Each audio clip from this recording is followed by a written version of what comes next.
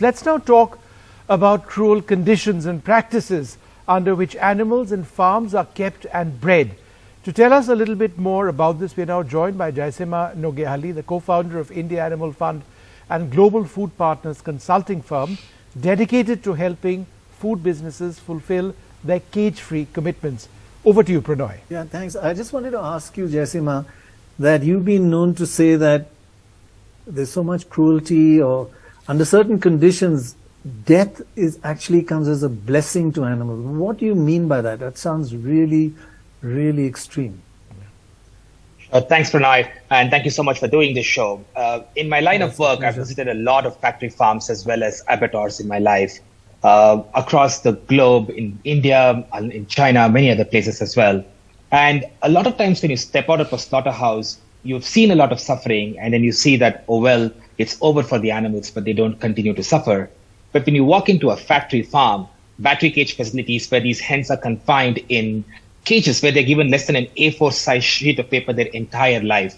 When you walk into a tabela or a dairy farm where these animals are tethered so much that they can't even move, you have male calves who are just like day old, being filled in wheelbarrows and being sent to slaughter. Or when you just look at pregnant sows who are confined in gestation crates, or broiler birds who can't even stand up because their bodies can't take their own body weight. As in, these are just like 45 days old baby birds who are made to put on so much body weight that they can't even stand. And to know that the suffering kind of continues when you step out of the farm as well.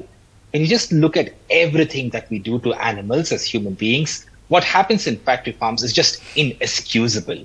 And we just continue to do this with just the idea that, well, we need to be producing cheap meat. And all of this being done under the pretext of food security. When you really look at science, it actually says that intensive animal agriculture, in fact, hurts food security of a particular nation. It only puts food in places where there is excess nutrition. It hurts farmers, it hurts small families. It creates a huge amount of issues when it comes to air quality, manure overflow, so on and so forth. And there have been multiple research done by NDTV and everyone. So I do think that many a times death is probably the best thing that happens to these animals. And it's really a shame that we as a society accept such form of cruelty.